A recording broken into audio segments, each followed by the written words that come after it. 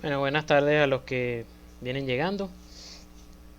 Vamos a ver hoy lo que es la médula espinal. Me imagino que se acuerdan de este dibujito. Bueno, si no lo habían entendido, ahorita es cuando lo van a necesitar. Entonces, vamos a repasar. Tenemos que existe la vía motora y la vía sensitiva. La vía motora es cuando nosotros le damos la orden desde nuestro cerebro al músculo de que él se contraiga. Esto ocurre a través de dos neuronas. El libro describe dos neuronas, neurona de primer orden, neurona de segundo orden, o primera motoneurona y segunda motoneurona. La primera motoneurona se encuentra en la corteza cerebral, ¿verdad? Desciende por la cápsula interna y sale del cráneo pasando por la médula espinal. Va bajando, va bajando. Al salir del cerebro, eso se le llama eferencia. Cuando veamos corteza cerebral, vamos a ver las eferencias del cerebro y vamos a encontrar que existe una vía que se llama córtico espinal, porque va de la corteza a la médula espinal. Entonces, esa eferencia que se llama córtico espinal baja, esa neurona, es su axón, baja y llega al segmento medular donde va. Es decir, si nosotros íbamos a mover el brazo ¿con qué se flexiona? ¿Con qué flexionamos el codo? Con el braquial anterior y el bíceps braquial. Ellos están inervados por el músculo cutáneo, que son C6 y C7. Entonces la neurona que va para el brazo llega hasta el segmento medular C6 o C7. Llega ahí, hace sinapsis con la segunda motoneurona que está en el asta anterior de la médula espinal, cosa que vamos a ver específicamente el día de hoy, y sale, o sea, estoy haciendo esto un repaso porque ya ustedes lo vieron, ya lo vimos pues, sale a través del nervio, en este caso el músculo cutáneo, pasa por el plexo braquial, sale y llega al bíceps braquial y contrae, hace que se contraiga y se flexiona el codo. Para la médula espinal, esta salida de este nervio, por de aquí, por delante, bueno, entonces, eso es como, en resumen, cómo es la vía motora. Y de hecho, hay una clase especial para explicar esto que les acabo de explicar. Una clase sola que se llama vía piramidal. Por el contrario, cuando nos tocan pónganle en la parte posterior del brazo, nos tocan la piel de la parte posterior del brazo, esa sensibilidad la recoge el nervio radial. El nervio radial se une en el plexo braquial y entonces llega al segmento medular C7. C7 y entonces esa neurona tenía su cuerpo vertebral en el ganglio de la raíz posterior y entonces su impulso llega hasta el asta posterior de la médula espinal. El asta posterior de la médula espinal sale una neurona, sale una segunda neurona, la segunda neurona de la vía sensitiva, que sale y entonces a esta neurona se le llama eferencia, porque es una eferencia o una vía ascendente de la médula espinal.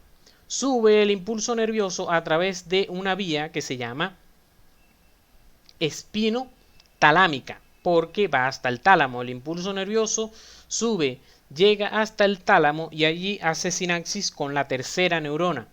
La tercera neurona que está en el tálamo envía sus prolongaciones a través de la cápsula interna y llega a la corteza cerebral de la circunvolución postcentral del lóbulo parietal.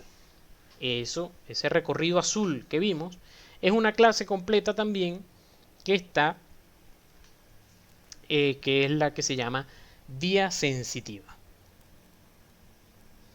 Igual, cuando veamos corteza cerebral, obviamente vamos a también a conocer la vía espinotalámica, que vamos a ver que es una aferencia para la corteza cerebral. Pero la vía espinotalámica hoy la vamos a ver que es una eferencia de la médula espinal o una vía ascendente, porque está saliendo.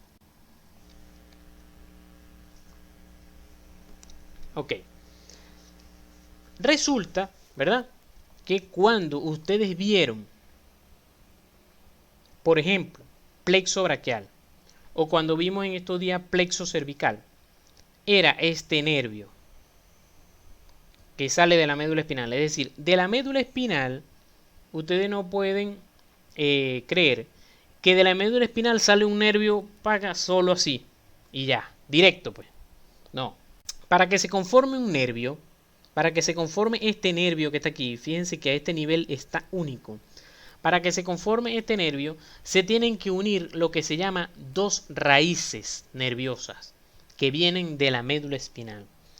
Dos raíces nerviosas que vienen de la médula espinal. Una raíz anterior y una raíz posterior.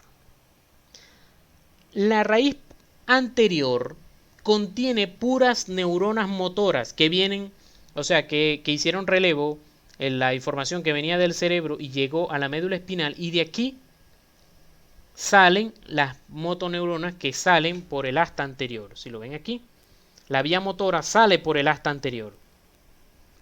En cambio, la vía sensitiva llega por el asta posterior. Es decir, que estos son raíces anteriores y estos son raíces posteriores. Es esto mismo que está aquí. Raíces anteriores y raíces posteriores. Las raíces anteriores contienen neuronas que llevan información hacia los músculos. En cambio, las raíces posteriores tienen neuronas que vienen de la piel y después envían la información hacia el cerebro para traducirla. Resulta que fíjense que se unen estas dos, lo que son las motoras y las sensitivas, se unen aquí. Entonces después ellas se dividen en un ramo anterior y en un ramo posterior. El ramo anterior, o sea, ellas se revuelven, como les digo, ellas se revuelven aquí y entonces van a formar el ramo anterior y el ramo posterior. Es decir, que el ramo anterior va a contener neuronas sensitivas y motoras. Y el ramo posterior va a contener neuronas sensitivas y motoras. El ramo anterior se va a encargar de todo lo que hay en el cuerpo desde la médula hacia adelante. Desde la vértebra hacia adelante. Todo lo que esté por detrás de la vértebra se va a encargar el ramo posterior. A ver, aquí no cambié el nombre, disculpen. El ramo posterior. Entonces, el ramo anterior se va a encargar todo lo que está por delante de la médula y el ramo posterior por detrás de la médula. Entonces ustedes dirán, ajá, pero ¿por qué? Porque entonces el ramo anterior tiene más trabajo. Porque hay muchas más cosas que hay por delante de la vértebra que por detrás. Bueno, por eso, normalmente, lo vamos a ver en otro dibujito. Bueno, aquí. El ramo anterior es mucho más grueso. Porque hay muchas más. Porque tiene que contener muchas más neuronas que va a ir dejando en todo el trayecto, en este caso, en el tórax, va a ir dejando más neuronas por todos estos músculos intervertebrales. Perdón, todos estos músculos intercostales. En cambio, el ramo posterior, que es este, que va a ir a la parte posterior de la médula espinal, es finito porque van a ser pocos músculos. Aquí lo vemos. Se va a encargar de los músculos que acabo de mencionar, que se mencioné hace rato. El interespinoso, el epiespinoso, y bueno, los músculos, por ejemplo, los cervicales, todos los músculos de la nuca, están inervados por la rama posterior, el ramo posterior, que es este. En cambio, el ramo anterior se va a encargar de todo lo que está de ahí por delante para allá. Entonces, esto es, claro, esto es un dibujo de un corte axial a nivel del tórax. Pero, si hacemos este corte a nivel del cuello o a nivel lumbar, ¿qué va a pasar? Este ramo anterior se va a unir con los otros ramos anteriores de cada vértebra, o sea, se va a unir este con este y van a formar lo que se llama plexos.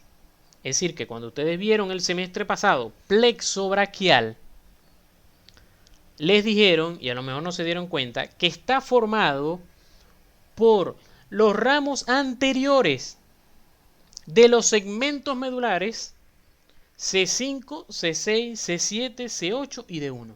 Eso es lo que significaba, que los ramos anteriores, porque no está formado, tú no puedes decir el plexo braquial está formado por los segmentos medulares C5, C6, no, porque el segmento medular es todos los dos completos, el ramo anterior y posterior.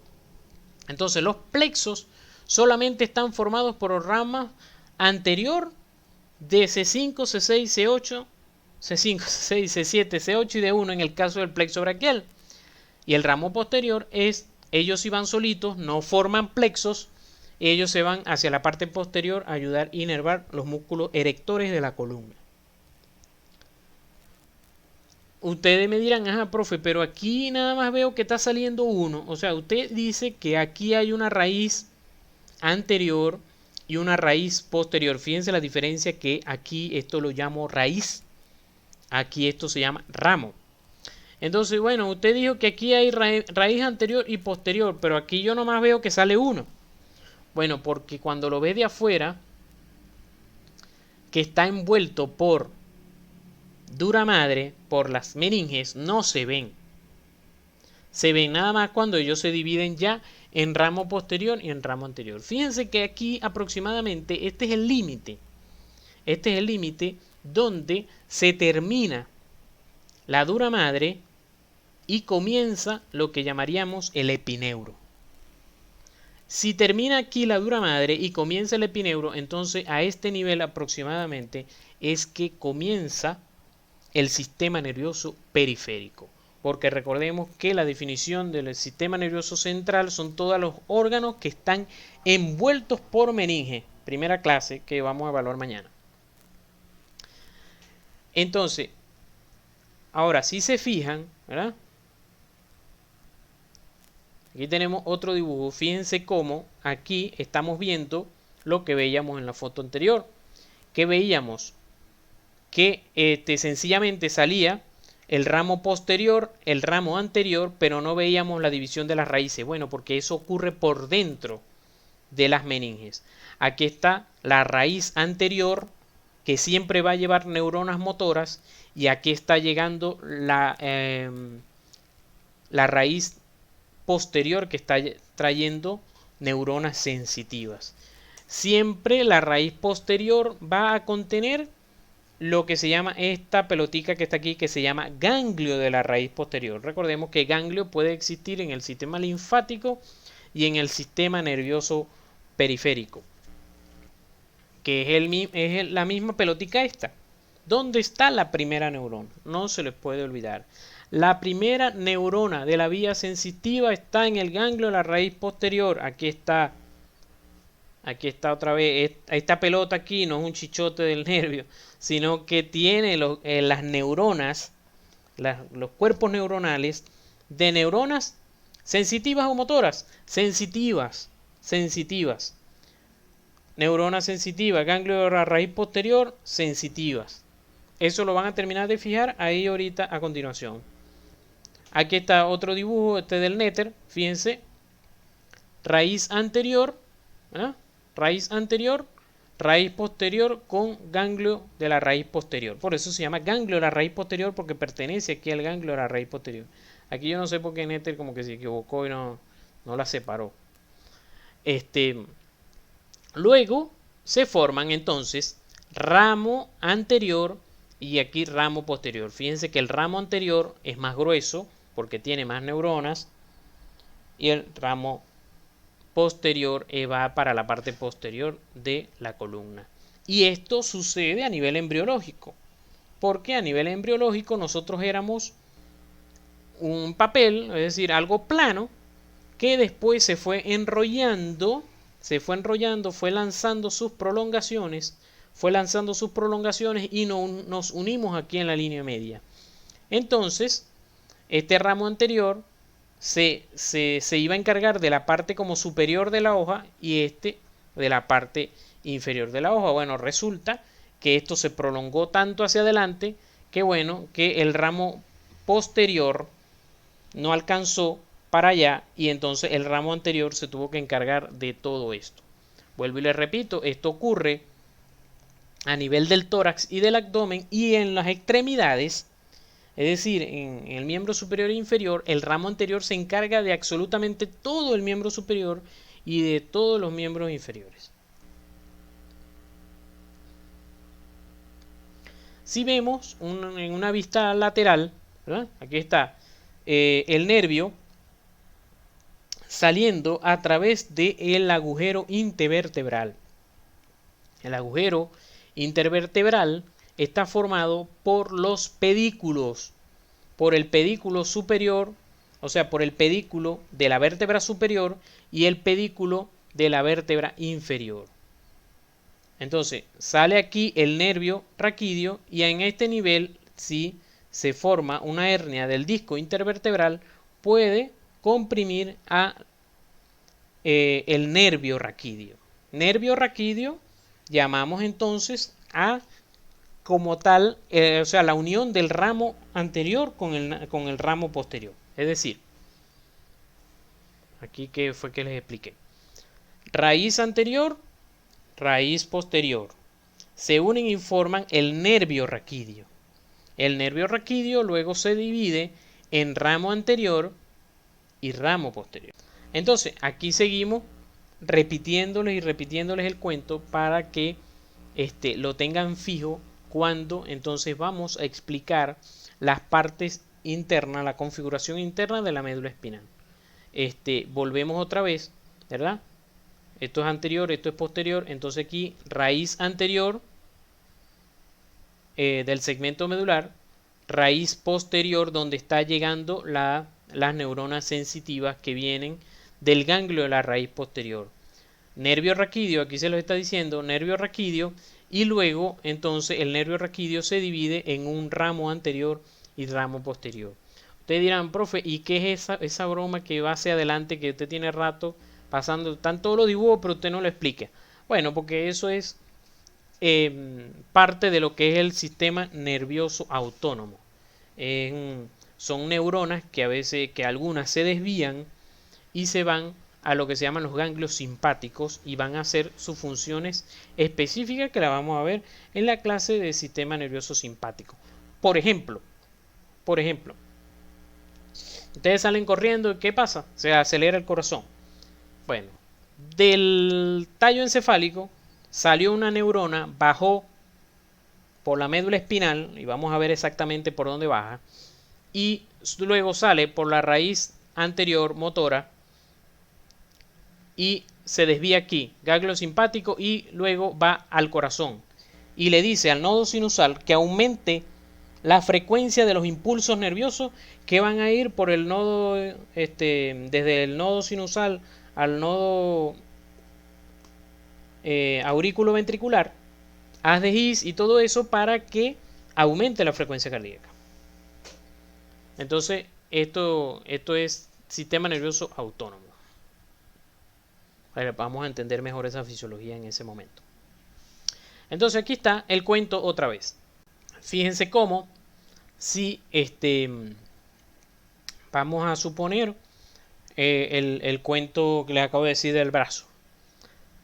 Me toca en la parte posterior del brazo, que eso va para el segmento medular C7. Eso viene por aquí, ¿ve? Viene por aquí, pasa por el plexo braquial más o menos a este nivel y cae en el ramo anterior de C7. Pasa por el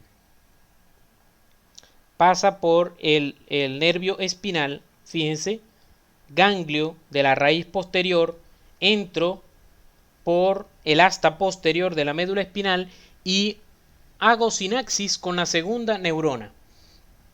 La segunda neurona, que en este caso aquí algunas se comunican con la parte anterior, pero eso no nos importa en este momento.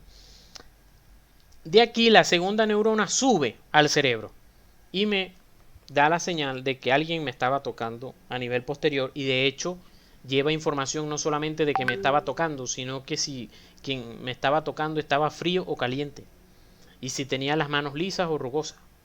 Todo eso, toda esa información llega al cerebro. Bueno, resulta que yo no quiero que me toquen. Entonces voy a flexionar el hombro. Para flexionar el hombro, eso lo hace el deltoides y el bíceps.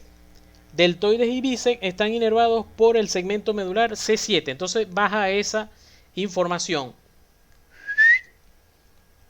Llega aquí, llega la primera neurona, hace sinapsis con la segunda neurona que está en el asta anterior de la médula espinal. Sale por la raíz anterior, ¿verdad? Pasa por el nervio raquídeo o nervio espinal y entonces se va por la rama anterior porque vamos a una extremidad y todas las extremidades, como les dije, están inervados por los ramos anteriores que forman los plexos braquiales, perdón, que forman los plexos. Entonces, luego sale por el ramo anterior, pasa por el plexo braquial, se divide por los troncos, los fascículos, y entonces llega al nervio, en este caso fascículo posterior, llega al nervio circunflejo para inervar al deltoides. Y entonces se contrae, flexiono el hombro. ¿Bien? Eso es lo que sucede. Ajá, profe, ¿y esto qué? Bueno, resulta que esto es lo que tiene que ver con el ramo posterior. Es decir, que si alguien, por ejemplo, nos toca en el cuello, eso yo lo voy a sentir a través del ramo posterior. Es decir, viene el impulso nervioso sensitivo, entra por la rama posterior del nervio espinal, paso por el ganglio de la raíz posterior y llego a el asta posterior de la médula espinal.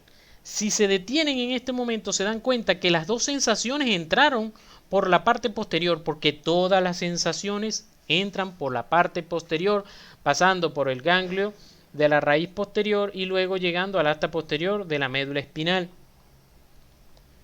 Entonces esa sensación llega aquí y sube. Y llega al tálamo y del tálamo pasa a la corteza cerebral y yo interpreto si me está gustando o no. Luego, bueno, que yo quiero extender el cuello porque quiero que me acaricie más. Baja el impulso nervioso, baja la orden de la corteza cerebral desde la primera neurona. La primera neurona llega aquí a la médula espinal, ¿verdad? A la médula espinal, al asta anterior de la médula espinal, hace sinapsis con la segunda motoneurona que sale por la raíz anterior de la médula espinal, pasa por el nervio raquídeo y sigue, y entonces me desvío hacia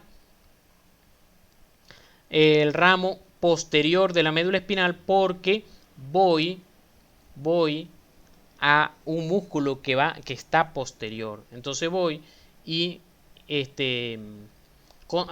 doy la orden al músculo, a los músculos erectores de la columna, los músculos de la nuca, el esplenio, todo eso que vimos, y para que entonces yo extiendo la columna. Habiendo entendido esto, yo creo que es lo más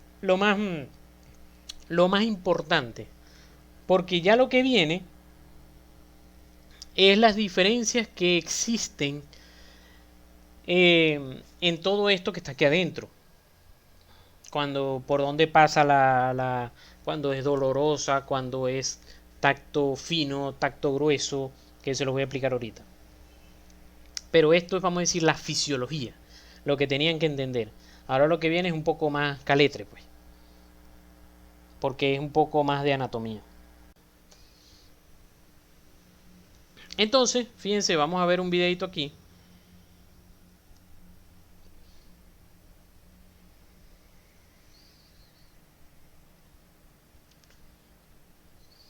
Fíjense aquí la columna vertebral con su canal medular y con la médula espinal por dentro. Fíjense que la médula espinal llega hasta este nivel. L2, L1, L2. De la médula espinal salen los nervios, que serían los nervios raquídeos. ¿Ven? Entonces, por ejemplo, aquí están saliendo los nervios. Este sería el plexo lumbar, que va a formar el nervio lumbar, y el plexo sacro, que va a formar el nervio ciático, o la asiática, como me dijo una paciente ayer. Igual a nivel braquial, se van a ir uniendo los nervios y van a formar el fascículo lateral, el fascículo posterior y el fascículo medial, que me van a dar los 5 nervios terminales del plexo braquial: el cubital, el mediano, el radial, el circunflejo y el músculo cutáneo.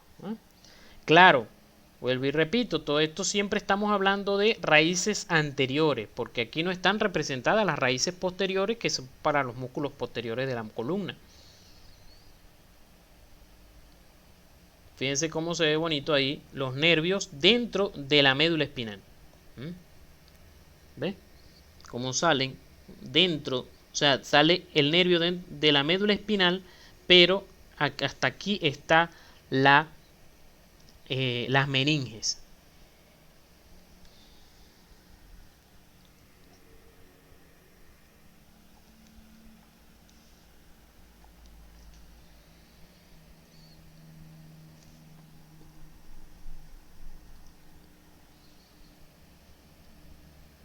Aquí está el nervio ciático, aquí por detrás, sale por la escotadura ciática. Entonces, con esto quería recordar, pero yo creo que está más que explicado. Primera motoneurona, neurona vía motora. Primera neurona está en la corteza, segunda está en la asta anterior de la médula espinal. Vía sensitiva, primera neurona, ganglio de la raíz posterior, segunda neurona, asta posterior de la médula espinal, tercera neurona, tálamo. Entonces, vamos a empezar a ver lo que hay en la sustancia gris y en la sustancia blanca, que es lo que llamamos configuración interna de la médula espinal. Profe, ya empezó con todo ese poco de letras ahí. Bueno, pero ya van a ver que esto no es complicado. Esto lo que hay es que practicarlo. Fíjense. Entonces, la sustancia gris en la médula espinal tiene forma de H. Fíjense, tienen forma de H. Dos columnas que serían verticales y una horizontal. Esta H entonces tiene unas paticas anteriores y unas paticas posteriores, que ya la hemos llamado, ya sabemos hasta el cansancio, que se llaman astas anteriores y astas posteriores. Entonces, como son sustancia gris, ¿qué hay? ¿Qué hay en la sustancia gris? Eso no se les puede olvidar, eso no debe haber duda. ¿Qué hay en la sustancia gris? Cuerpos neuronales. Cuerpos neuronales. Entonces, hay cuerpos neuronales. Entonces, si vamos a hablar de sustancia gris, nuestra pregunta es: ¿hay cuerpos neuronales de quién? ¿De quién? Entonces, aquí va la respuesta. Entonces, tenemos asta anterior y asta posterior. Entonces, de una vez ustedes tienen que saltar. Asta anterior. En el asta anterior, esto tiene que ver con vía motora. No hay pele. Con puras neuronas motoras que van a los músculos. Cuando hablemos de las posteriores, no hay pele. Todos son neuronas que van a recibir sensaciones de la vía sensitiva. Valga la redundancia. No me importa que me critiquen por la redundancia, pero me gusta explicar así, pues. Para que les quede claro. Entonces, vamos con las astas anteriores. En las astas anteriores, entonces el asta anterior está dividida en 3 columnas. Es decir, si ustedes superponen un segmento medular encima de otro, encima de otro, encima de otro, encima de otro, obviamente esto va a ser largo, porque todo esto va a ser desde allá, desde C1 hasta S5. Entonces todo esto va a estar compuesto por neuronas por todo ese trayecto. Por eso es que se le llama columna, porque no es este pedacito. Porque este pedacito encima del, si este es el pedazo C7, encima tiene el pedazo C6, encima el C5, encima el C4, entonces va a ser largo, vuelvo y lo repito, y por eso se llama columna. Entonces tenemos una columna medial, una columna central y una columna lateral. Quiere decir que las neuronas no están lanzadas allí al azar, revueltas, no, tienen un orden. Columna medial, columna central y columna lateral. ¿De qué se encargan? Bueno, las de la columna medial se encargan de inervar al cuello y al tronco. Al cuello y al tronco. Eso no suena, ¿verdad? ¿Eso a qué nos suena? Entonces que va a haber una combinación de raíces posteriores, o sea, de neuronas que se van a ir tanto por, o sea, obviamente van a salir por la raíz anterior, pero después se van a dividir para el ramo posterior, las que van al cuello, y para la rama anterior, las que van al tronco como tal. Entonces, las neuronas de la columna medial en el asta anterior se van a encargar de cuello y tronco. En cambio, las laterales se van a encargar de las extremidades. Trátense de grabarse esas dos primeros. Las mediales y las laterales. ¿Cómo hago para aprendérmelo? Facilito, porque hacia lateral tienen que estar las extremidades. Las extremidades es algo apendicular, es algo adicional al cuerpo humano. En cambio, lo central está central. Valga la redundancia. Lo central está central, entonces está medial, que pertenece al cuello y tronco. En cambio, lo lateral pertenece a las extremidades, que son cosas adicionales al cuerpo humano. Lo que está en la columna central son cosas accesorias, son cosas especiales, vamos a decir mejor la palabra. Son cosas especiales para cosas especiales del cuerpo humano. Tres cosas.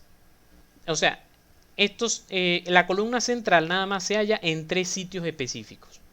Se halla a nivel de donde nace el frénico. ¿Dónde nace el frénico?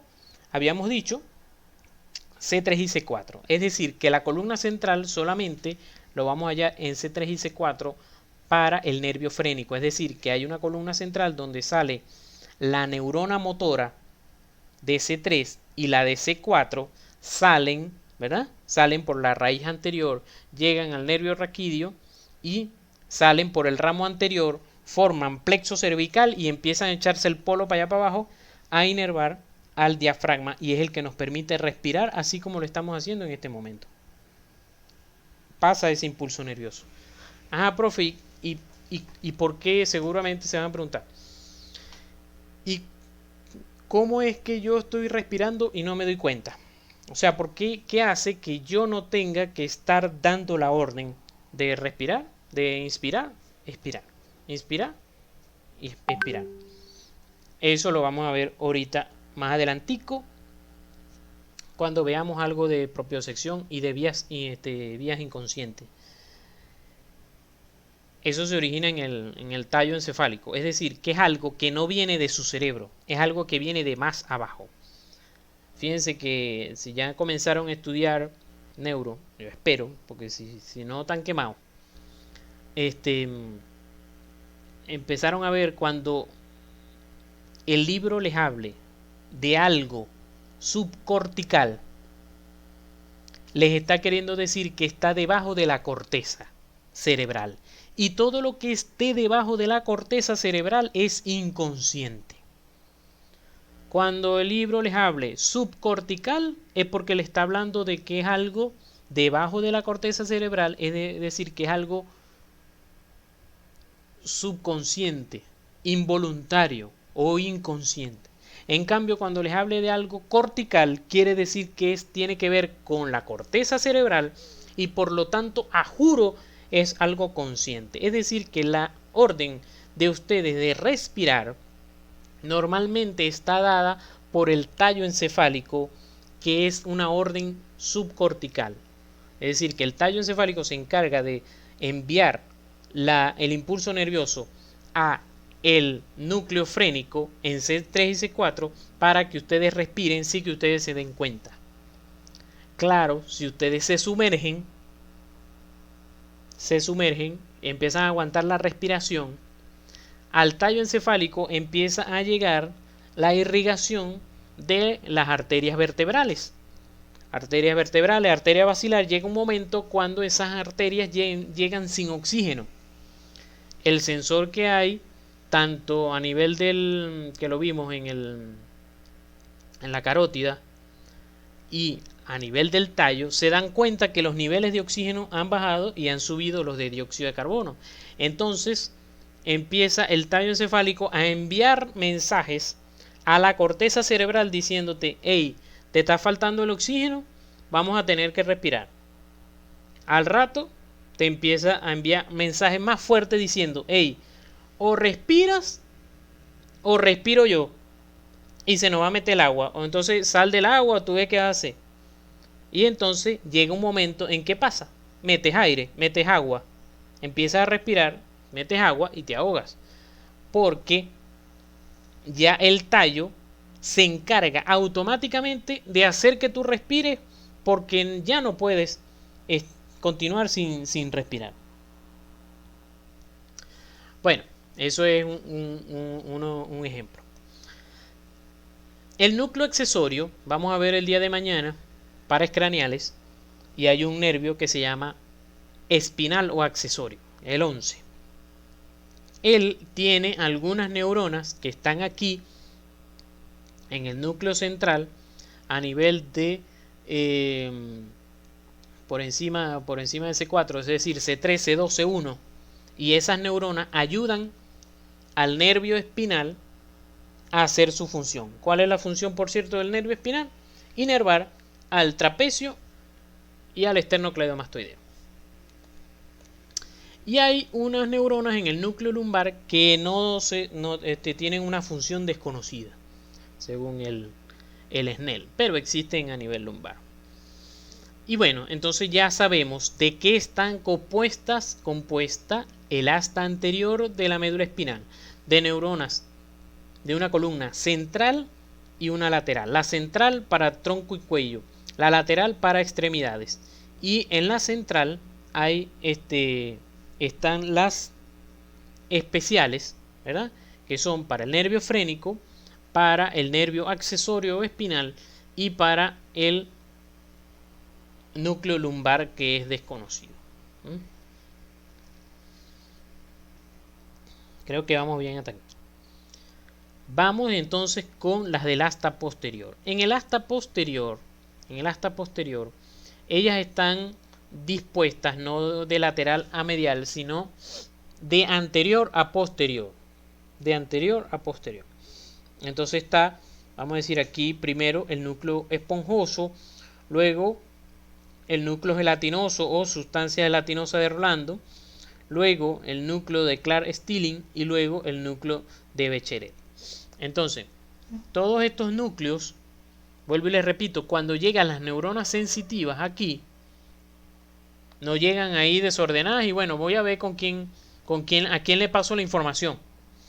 Eso es como cuando, bueno, por cierto, ahorita vienen las Olimpiadas. Cuando vienen las Olimpiadas y entonces hacen el relevo, cuando se entregan el testigo, cuando la que llega de primero no se lo entrega a cualquiera, se lo entrega a la de su equipo, que va a continuar llevando el testigo.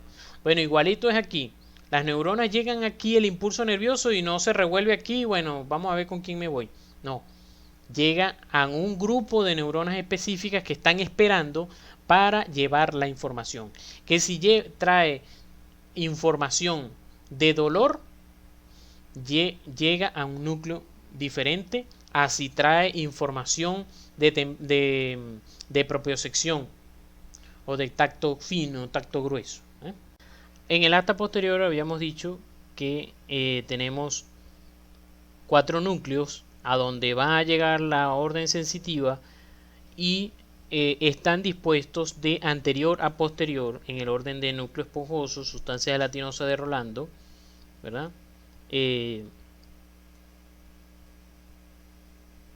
La de Clark Starling y Becquerel.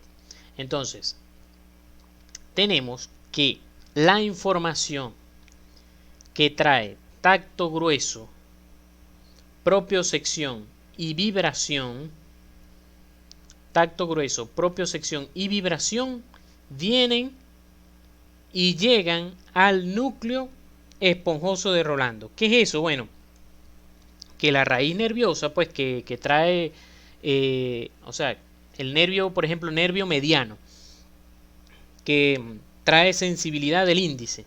Ustedes agarran, por ejemplo, un lápiz con el índice y esa sensación que está en los pulpejos del dedo índice y en el pulpejo del dedo índice y del pulgar, eso lo está tomando el nervio mediano.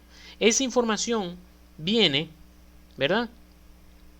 Y pasa por aquí y llega al núcleo esponjoso donde va a estar esperando la segunda neurona sensitiva para llevar la información a el cerebro. Tacto grueso es que, por ejemplo, ustedes tomen por ejemplo, con los ojos cerrados, tomen un vaso. Como le digo, tacto fino es que ustedes los toquen con un algodón, por ejemplo. Esa sensación fina es diferente de la sensación que a ti te toquen con el dedo.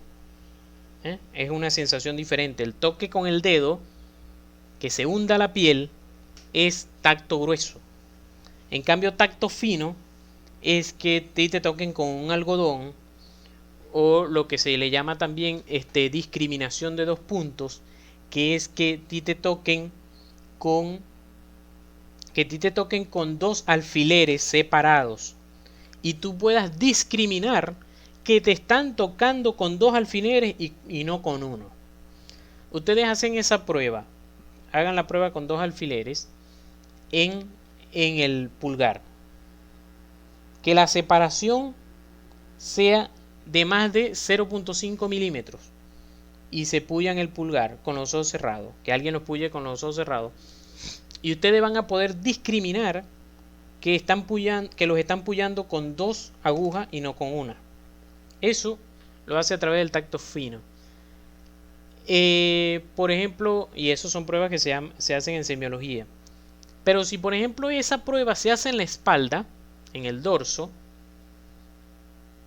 tú te pullas con 2 agujas separadas por 0.5 milímetros y vas a sentir solo una.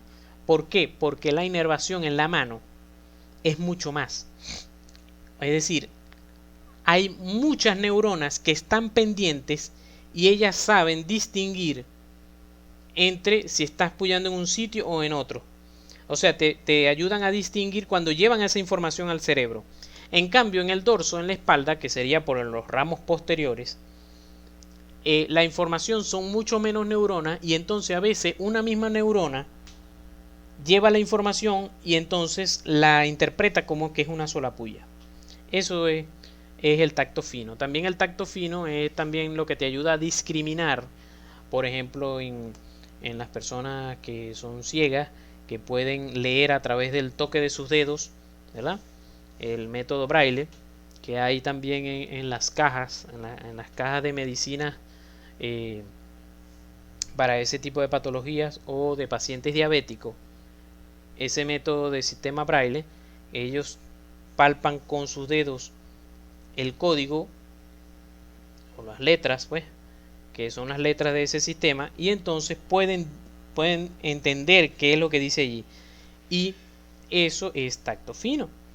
También antes, bueno, no sé si ustedes la llegaron a ver, bueno, a lo mejor sus padres la tienen, las monedas que antes venían con el dorso, con el borde a veces continuo, o sea, algunos venían con un borde liso, otras con borde rugoso, otras con borde discontinuo entre rugoso y liso. Esa sensación que tú pudieras saber, eso es tacto fino. Bueno, el tacto grueso entonces llega al núcleo esponjoso. La propiocepción, como les expliqué la vez pasada, creo que fue, o la antepasada, la semana pasada o la semana antepasada, que es cuando nosotros podemos saber dónde está nuestro cuerpo. Si tenemos las rodillas flexionadas o no, o los codos flexionados o no. Cuando se va la luz. Por ejemplo, si la información es de dolor o temperatura, llega al segundo núcleo, que es la sustancia gelatinosa de Rolando. Sustancia gelatinosa de Rolando. El tercer y cuarto núcleo son parecidos porque también les llega información de propiocepción. Lo único es que esta información de propiocepción es inconsciente. Existe la inconsciente y existe la consciente. La inconsciente, cuando llega, va, pero no llega a nuestro cerebro, sino que llega al cerebelo.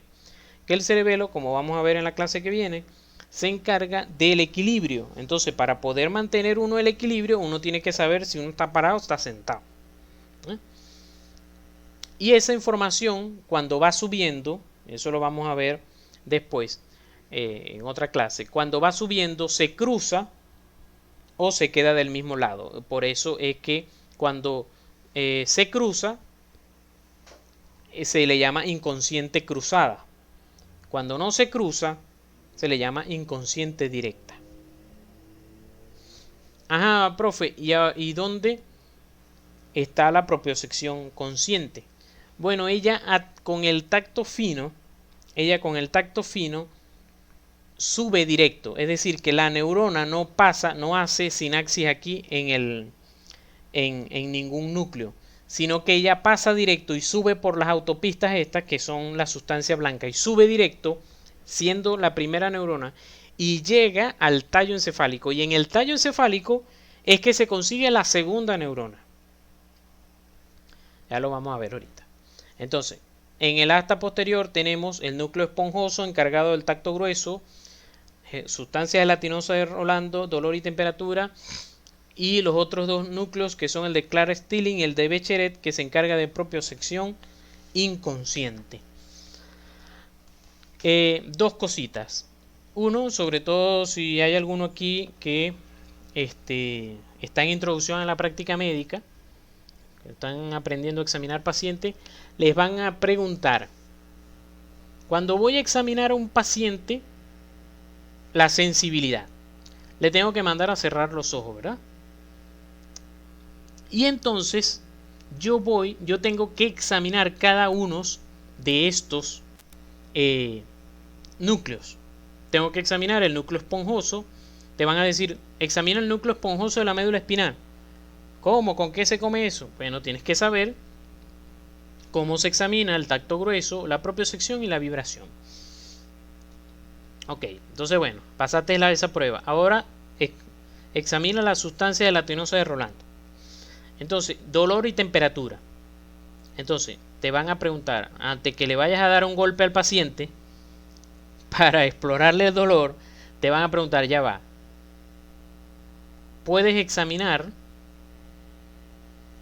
te van a decir, con temperatura se examina el dolor.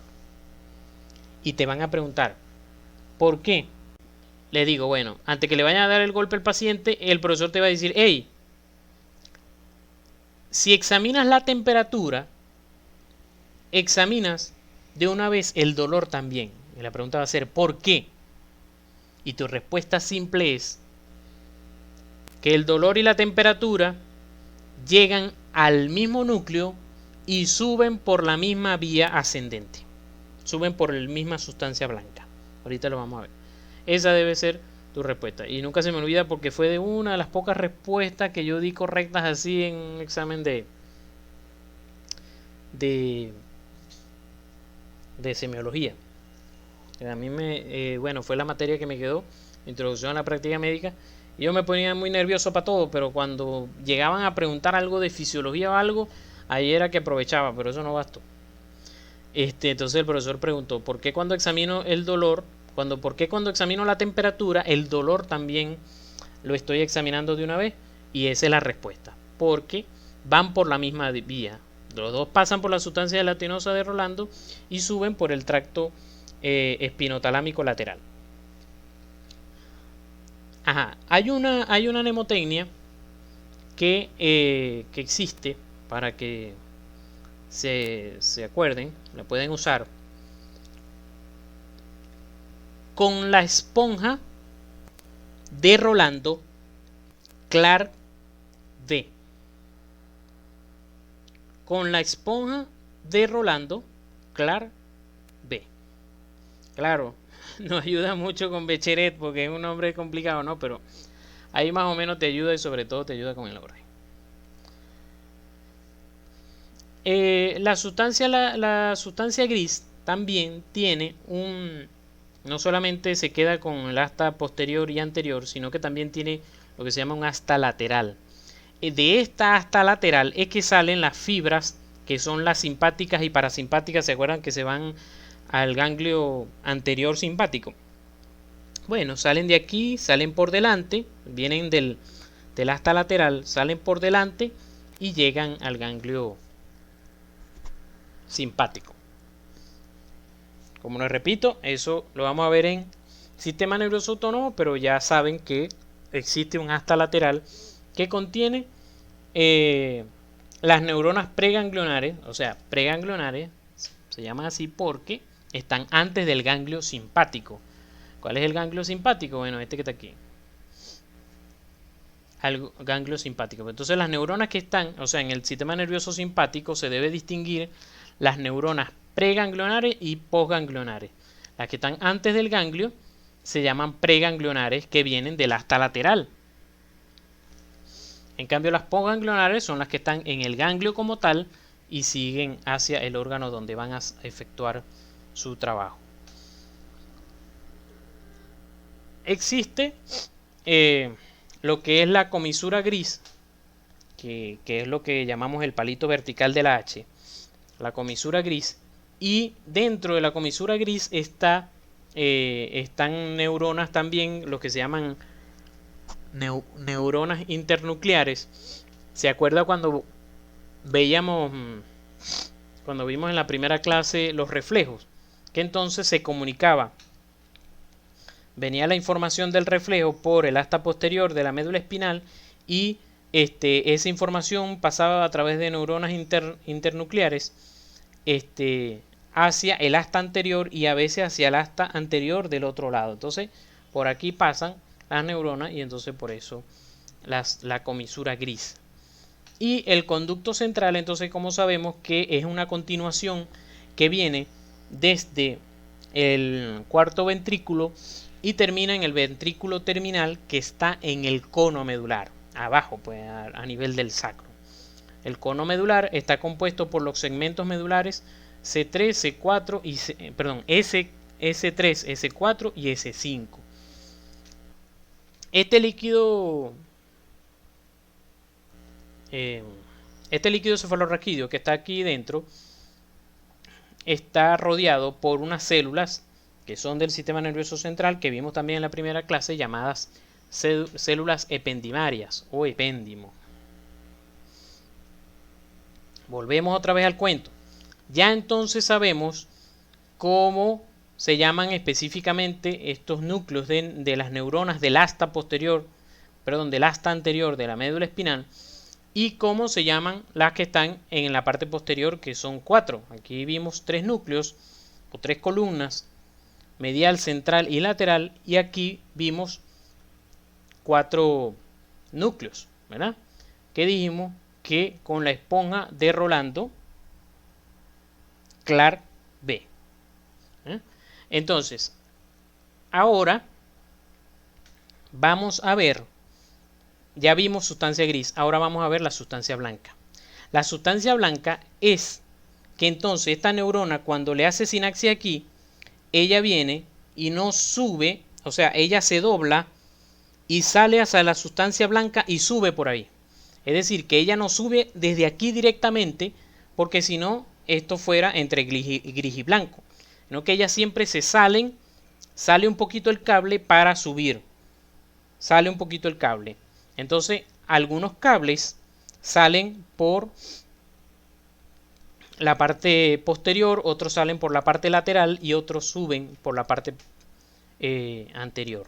Igualmente los que bajan, hay algunos que bajan por la parte anterior, otra parte lateral y otra por la parte posterior. Es decir, que eso es lo que vamos a ver ahorita. Las fibras que suben y bajan, que son las aferencias y eferencias. Creo que alguien está preguntando aquí. El asta lateral es las fibras preganglionares, las neuronas, que se dirigen hacia el ganglio simpático.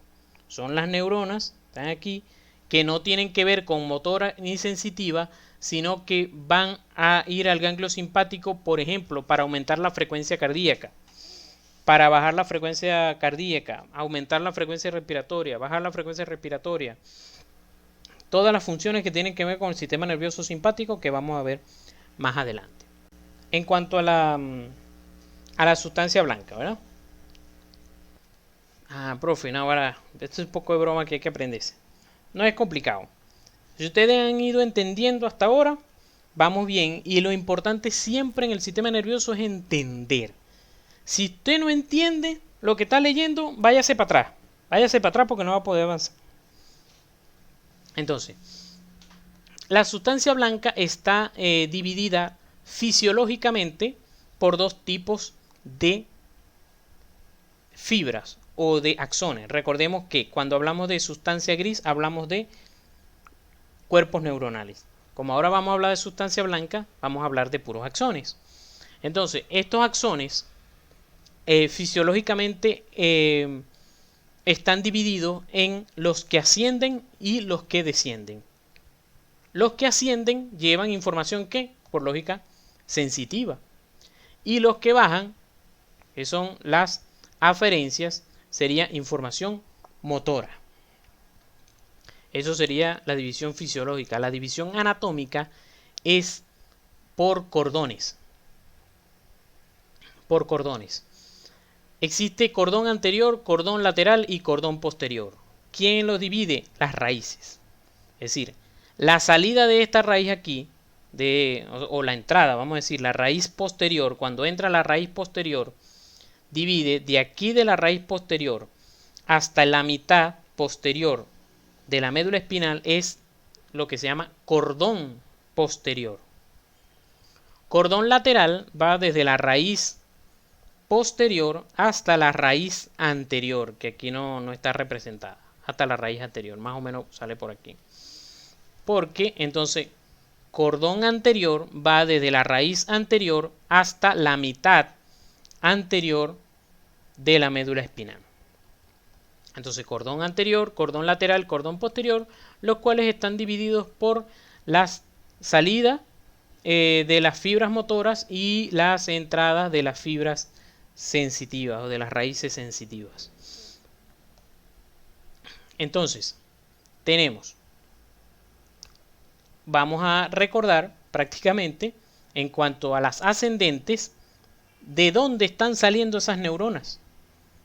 Recordemos que la neurona entró dando la sensibilidad, hizo sinapsis en uno de los núcleos dependiendo de la información que traía, y ahora esa información va a subir.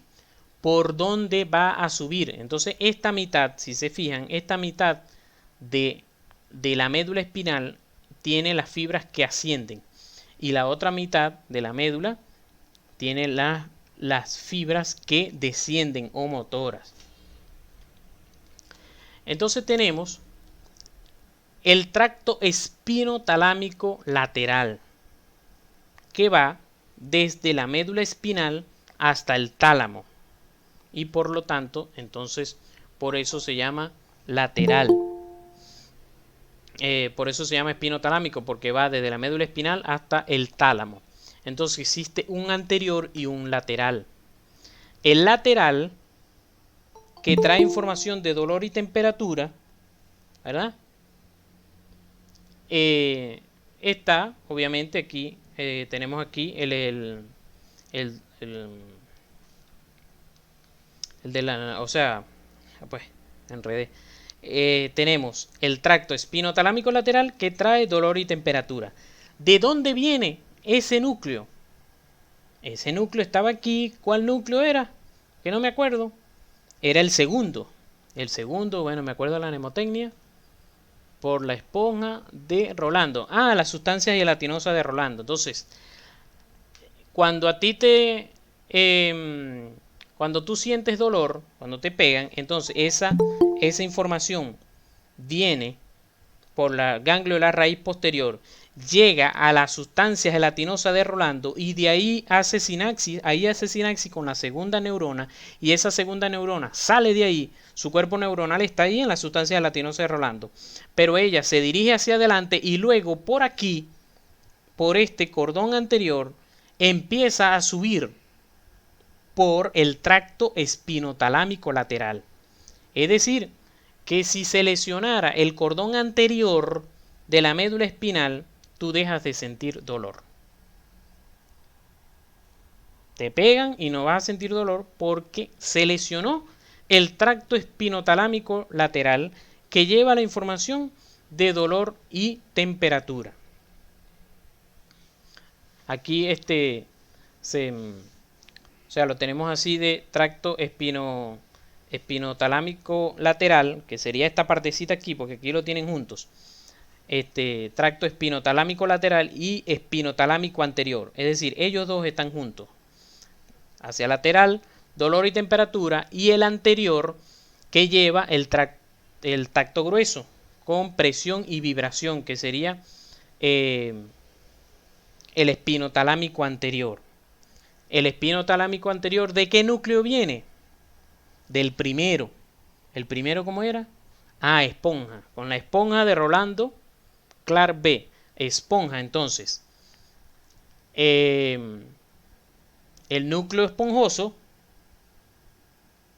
llega la información, por ejemplo, de vibración. Llega por el ganglio de la raíz posterior, llega al núcleo esponjoso y del núcleo esponjoso hace sinapsis con la segunda neurona de la vía sensitiva y sube por el tracto espinotalámico anterior. Luego vienen estos dos señores que se llaman grácil y cuneiforme o Gol y Burdash. Gol y Burdash también en otros libros, que entonces son tractos, uno que es medial y otro que es lateral.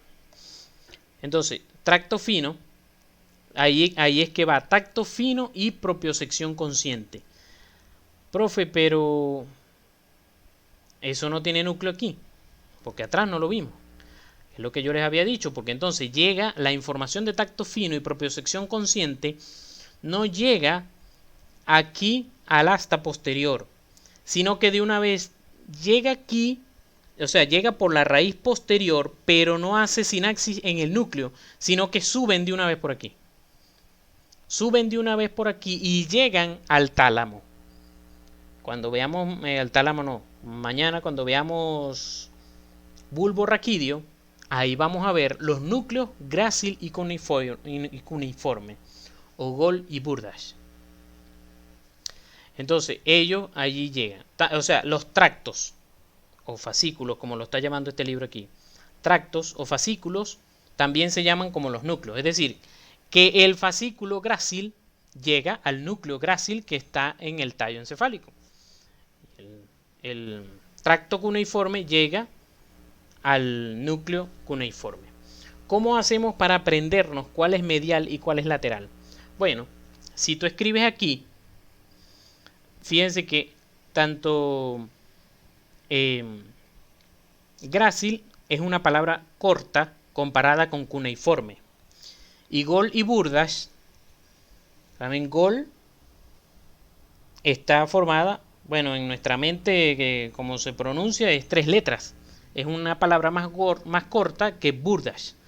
Entonces, como yo me lo aprendí, entonces las palabras cortas son las mediales, porque si yo las escribo aquí, caben en los dos mediales. Grácil, entonces estos son grácil y gol. Grácil o gol, pues. En cambio, burdas y cuneiforme son los laterales porque abarcan más. Entonces, debo abarcar más para escribir. Así fue que me los aprendí. Entonces, grácil o gol medial y cuneiforme o burdas son los laterales. Entonces, vuelvo y repito, no hay tacto fino y propiocepción consciente aquí detrás porque ellos no llegan, no tienen núcleo aquí en la médula espinal, sino en el tallo encefálico. Entonces, hay otros núcleos, ¿verdad? Hay otras vías ascendentes, que son los tractos ascendentes, que son el espinocerebeloso posterior y el espinocerebeloso anterior, que más o menos nos van a comentar los muchachos el día de hoy, que entonces tienen que ver con la propiocepción inconsciente. Entonces tenemos, ¿verdad? Tenemos el espinocerebeloso anterior y el espinocerebeloso posterior. Es decir, que llega la información de propiocepción inconsciente. Eso llega a los núcleos. ¿Cómo es que se llamaban? Ya se me olvidaron. Entonces me acuerdo de la mnemotecnia. Se me olvidó también. Por la esponja de Rolando Clark-Bell. Entonces, de Clark-Stilling y Becquerel.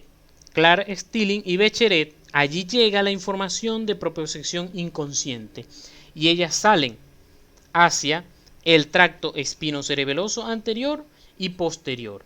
El anterior se cruza, es decir, se cruza cuando va subiendo, cruza hacia el otro, hacia el cerebelo del otro lado. En este caso, esto sería la médula espinal, la parte derecha, ¿verdad? Entonces ella se cruza cuando ella va subiendo, cuando veamos en vía sensitiva, ella cuando va subiendo se cruza hacia el cerebelo izquierdo y después regresa hacia el lado derecho. Por eso se llama cruzada. En cambio la posterior sube directo y por eso se llama directa. Viene del núcleo de Clark. Entonces Clark con posterior y Becquerel con la anterior. Podemos sacar una mnemotecnia que se me acaba de ocurrir. Becquerel es con B alta y va de primero. Va primero que Clark. B es primero que C. Entonces, por eso Becquerel va con la anterior y Clark va con la posterior. Acabo de sacar esa mnemotecnia, si no se nos olvida. Entonces, aquí sí aquí sí tiene terror la lámina. La directa se decusa. Perdón, la directa es la que no se decusa porque sube directo. En cambio, la cruzada se decusa. No tiene error. Como que ando ciego también. Hace más falta café. Entonces, la posterior no se decusan, la anterior se decusan porque es cruzada. Los otros tractos, que son el espino tectal, el espino reticular y espino olivar, que no están aquí, van a los siguientes órganos.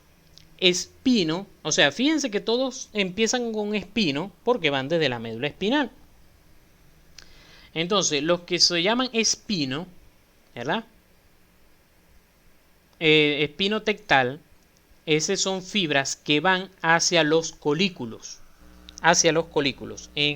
Cuando vimos al principio, de hecho en configuración externa e interna del cerebro, cuando estábamos empezando, eso creo que fue la primera clase, vimos los colículos que les dije a nivel posterior. Hay unos colículos que se llaman colículos superiores y colículos inferiores, y les dije que los superiores tenían que ver con la vista, en cambio los inferiores con el oído, y ellos ayudan a responder a cosas que son inconscientes. Por ejemplo, ustedes cuando le ponen a jugar, cuando se ponían a jugar, me imagino que ya no juegan eso, ¿no? Pero No estás en la escuela, entonces venía alguien y te amagaba como que si te iba a pegar para que tú te asustaras y quitabas la vista, cerrabas los ojos y quitabas la cabeza, ¿verdad? Ah, amagaste que no sé qué, entonces te pegaban. Bueno, ese reflejo sucede porque a través de te llegaba la sensación de que ibas a ser golpeado y eso subía por el tracto espinotectal. Y al espinotectal entonces llegan los reflejos que tienen que ver con la vista, con la visión, y entonces respondías con el movimiento de los ojos y de la cabeza quitándolos. Entonces el espinotectal va desde la médula espinal hasta los colículos superiores. El espino reticular, ¿verdad? Entonces es un tracto que va desde la médula espinal al sistema reticular. En el sistema reticular le estaba diciendo que está el centro de la vigilia y el sueño. Cuando ustedes los tocan para despertarlos, esa sensación entra directa y sube por la médula espinal por el tracto espino-reticular y llega al sistema reticular donde se prende la luz. Se despierta, se prende la computadora y entonces eso activa todo el sistema nervioso central y entonces es lo que produce que tú te despiertes. O por ejemplo, cuando estás en una clase, no sé, no voy a discriminar aquí, en una clase que te dé sueño, te estás durmiendo y que no hayas qué hacer, ¿qué haces? ¿Qué hace para que se te quite el sueño? Te empiezas a pellizcar, te empiezas a producir dolor. Ese dolor, además de pasar por el espinotalámico lateral, sube también la información por el espino reticular para evitar que tú te quedes dormido. Y el espino olivar, el tracto espino olivar, llega a un núcleo que se llama olivas, un núcleo en el tallo encefálico, que también lo vamos a ver mañana, donde él tiene que ver con lo que es el equilibrio. Y como el equilibrio tiene que ver con propiocepción, entonces allí se integra lo que es el equilibrio. Cuando veamos ahorita la cara cerebral, vamos a hablar un poquito de las cosas que implican lo que tú tienes que, estudiando exacto a las 3 de la mañana, todas las cosas que tú tienes que tener íntegras para poder mantener el equilibrio. Bueno, ahí sí es verdad que les diría, si se están durmiendo, acuéstense. Acuéstense, pues no vale la pena estar estudiando a las 3 de la mañana. Yo lo hacía, de verdad, pero llegó un momento que sí me hicieron entender que eso no valía la pena, que no vas a captar lo mismo.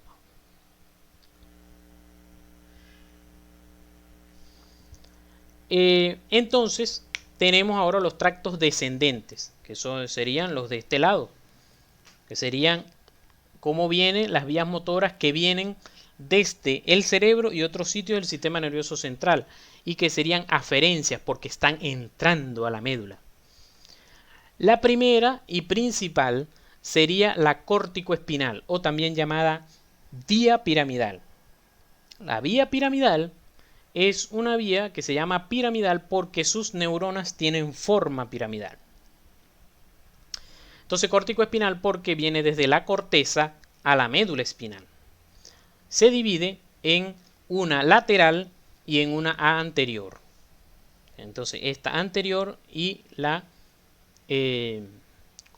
córtico espinal lateral. La mayoría de esas neuronas que vienen, ¿verdad?, del cerebro, pasan hacia el otro lado, es decir, se decusan. Cuando aquí ven en las láminas o en los libros, se decusan, es que pasan al otro lado. Es decir, las que van por aquí vienen de la corteza cerebral derecha y se decusan, se cruzan, ¿dónde? En el tallo encefálico.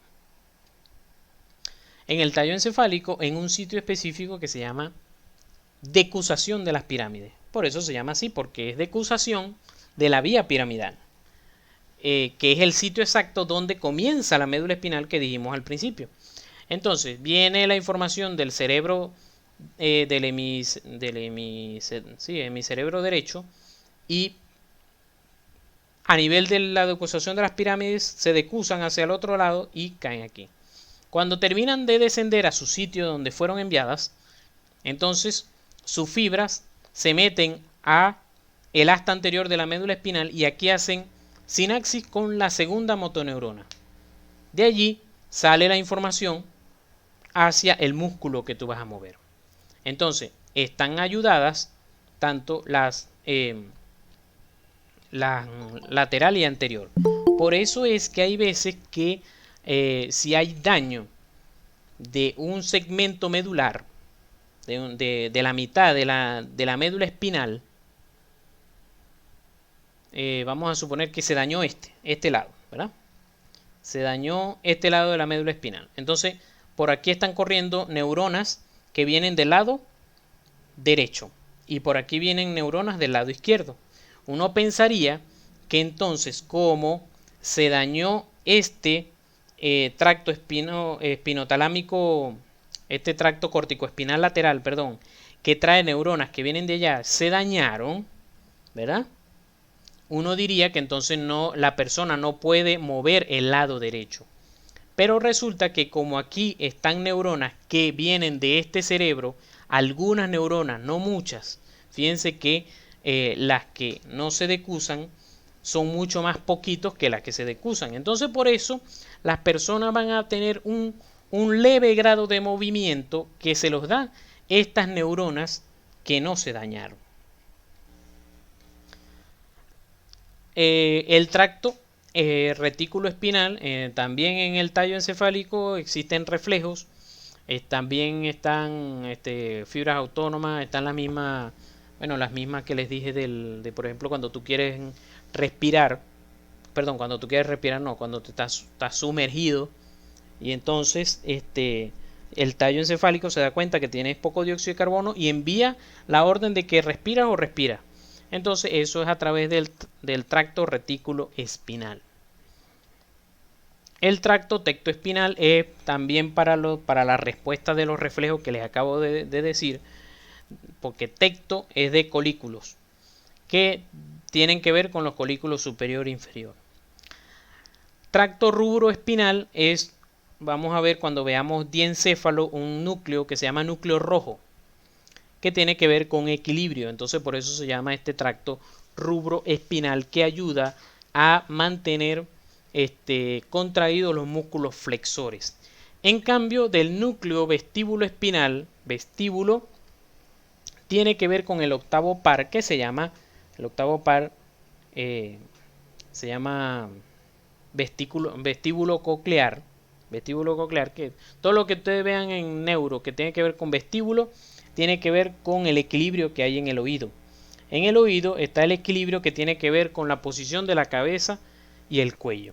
Entonces, para que haya una sincronización entre el equilibrio entre el tronco y la cabeza y el cuello, perdón, eso lo hace a través del tracto vestíbulo espinal. Y como les dije, desde el núcleo vestíbulo espinal, que lo vamos a ver mañana en el tallo encefálico, y él se encarga de los músculos extensores. Entonces fíjense que el tracto rubroespinal se carga de los flexores y el vestíbulo de los extensores. ¿Cómo nos hacemos para acordarnos? Bueno, porque sencillamente el vestíbulo se tiene que encargar, a juro, de los extensores, porque para tú mantenerte de pie necesitas equilibrio. Y para mantenerte de pie necesitas contracción ¿de quién? ¿De los flexores o de los extensores? A juro de los extensores. Porque si se activan los flexores, tú te caes. Por eso es que el cuádriceps es extensor y es uno de los que mayormente te mantiene de pie. Y tal, el rubroespinal, tectoespinal y vestíbulo espinal. Entonces aquí tienen un resumito que lo vamos a ir completando a medida que vamos pasando, vamos avanzando, vamos subiendo hacia el sistema nervioso central. Fijémonos que el tacto fino, ¿verdad? La segunda neurona no está en la médula espinal, sino en el núcleo de Gold y Burdach, que está en el tallo encefálico. Y después eso sube por la cinta del rel media, que lo vamos a ver más adelante. El tacto grosero, ¿verdad? O tacto grueso, va a subir por el núcleo esponjoso a través de el tracto o haz espinotalámico anterior. La vía termoalgésica de dolor y temperatura va a subir, va a llegar al núcleo de Rolando, al núcleo de la sustancia gelatinosa de Rolando. Ahí está la segunda neurona. Fíjense que ya estos dos son de que están en la médula espinal, y este va a subir por el haz espinotalámico lateral. Si se fijan, esta lámina, por eso algunas cosas no la menciono, porque esto lo hablo es cuando doy vía sensitiva, pero aquí me sirvió para el repaso. La propioceptiva, recordemos que tiene una consciente y una inconsciente. La consciente corre con la misma vía, por la misma vía del tacto fino, llegando a través de Gold y Burdas o Gracili cuneiforme. La inconsciente entonces tiene una vía directa a través de Clark-Stilling y la indirecta a través del núcleo de Bechdel, que obviamente van por, habíamos dicho, por el haz espinocerebeloso posterior y el cerebeloso anterior. Anterior está primero que posterior. Bechdel está primero que Clark por las letras del abecedario. Aquí tenemos otro videito que nos habla un poquito de la propiocepción de los músculos. Fíjense cómo percibe la gimnasta la posición en el espacio de los segmentos de su cuerpo. Se tiene que estar sintiendo cómo va el cuerpo. Si la localización de las manos le da informaciones sobre el contacto con el suelo, cómo localizar la posición de las otras partes del cuerpo. ¿Cómo conoce el futbolista su posición, puesto que su visión se está centrando en el golpeo del balón? Él nada más tiene su vista en el balón. Entonces todos esos movimientos que él hace, que manda a hacer, pero tiene que ir recibiendo en su cerebro que va bien el movimiento. ¿Cómo recibe eso? A través de la propiocepción, que se divide en una posición estática y dinámica, es decir, de la posición de sus huesos, que sería la parte estática, y de la posición de sus músculos, si se están contrayendo o no, que sería la parte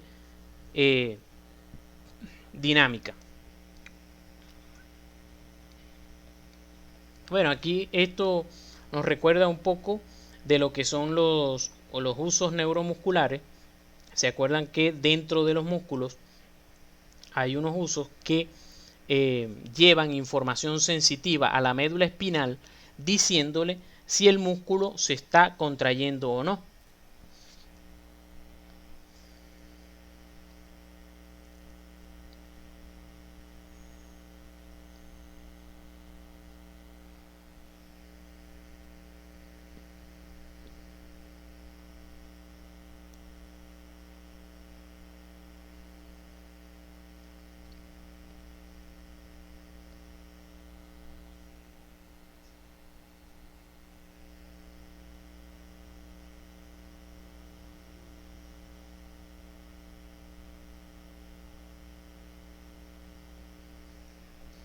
Igual tenemos los receptores de Golgi, que son a nivel del tendón. ¿Se acuerdan que teníamos, bueno, para mañana va para el examen, los reflejos de estiramiento, ¿verdad?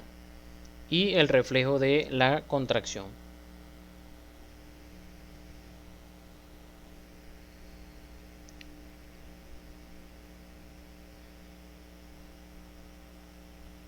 Entonces está para el reflejo de estiramiento tenemos el uso tendinoso de Golgi, que va a enviar si está el tendón estirándose o no.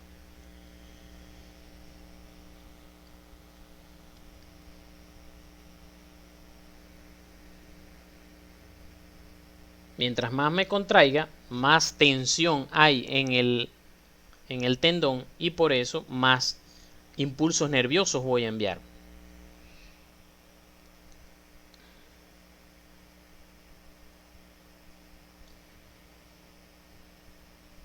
Mientras más fuerza, más impulsos nerviosos envío. Entonces en este momento que voy a levantar la pesa, necesito más impulsos nerviosos. Igual como les decía, en las articulaciones siempre también hay receptores que los vamos a ver en la clase de vías sensitivas. Todos los receptores que tienen que ver con el frío, el calor, lo de los tendones, los musculares, todo eso, lo vamos a ver allí. Y como dentro de la articulación hay receptores que les dicen a nuestro cerebro si está flexionado o está extendido. Y nos sirven a los venezolanos para cuando se nos va la luz. Entonces nos podemos seguir enjabonando porque sabemos dónde está nuestro cuerpo y si estamos de pie o estábamos sentados.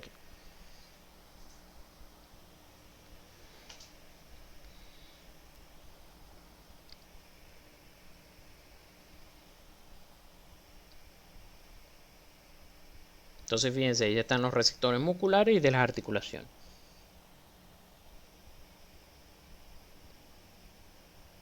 Entonces a medida que va cambiando de posición se está extendiendo tanto la cadera como la rodilla, esa información le llega a él al cerebro y él siente que se está levantando. En este caso lo están poniendo con las pesas porque necesita tener eso bien, obviamente, si no le cae la pesa en la cabeza.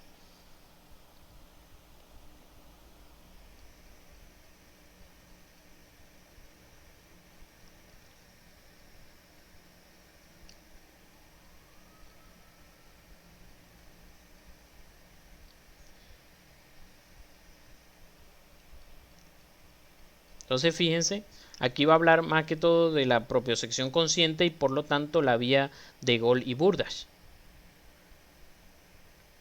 Entonces fíjense cómo va subiendo, o sea, llega el impulso nervioso, este sería el ganglio de la raíz posterior y viene el impulso nervioso y sube. Voy a frenar aquí, este tapadito aquí. Y viene la sensación, fíjense, ganglio de la raíz posterior y sube de una vez. No hace sinaxis aquí en la sustancia gris de la médula espinal porque decíamos que la vía propioceptiva consciente sube por los as de Gol y Burdach.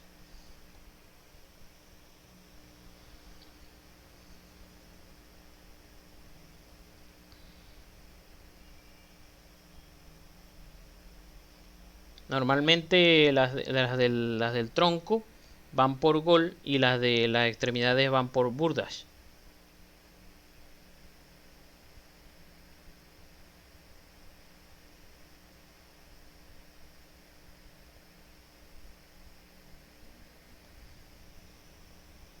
Llegamos al tallo encefálico y aquí es donde sí hace sinaxis. Fíjense, hace sinaxis. Aquí estaría la segunda neurona en los núcleos de Gol y Burdach. Sigue subiendo por todo el tallo encefálico. Mañana vamos a ver todos esos cortes. Y entonces llegamos al tálamo. Y en el tálamo, entonces luego, estaría la tercera neurona. Y después esta se va hacia el cerebro. Aquí está explicando y recordándonos la clase de irrigación que entonces si estamos hablando de partes inferiores de nuestro cuerpo, ¿se acuerdan del homúnculo que tenía las piernas aquí? El muñequito tenía las piernas aquí. Bueno, entonces la neurona se va a dirigir, va a llegar a la cara lateral del cerebro. Pero si son cosas de la parte superior, entonces van a llegar a la cara lateral del cerebro. Cara medial, perdón. Había dicho lateral. Cara medial, la parte inferior, y en la cara lateral del cerebro llega las neuronas que vienen de la parte superior.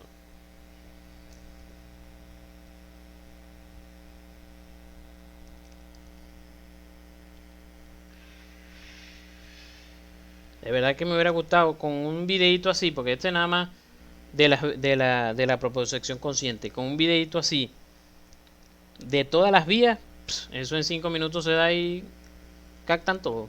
Entonces fíjense cómo llega entonces a la circunvolución postcentral del cerebro, porque allí es donde llega toda la vía sensitiva.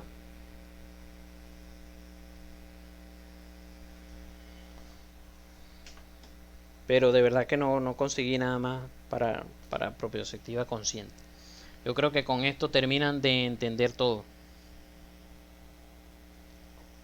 vuelvo y les repito, o sea, a mí como me lo daban era con medio dibujitos así, pero no sé, eran como de láminas y láminas de acetato, en blanco y negro.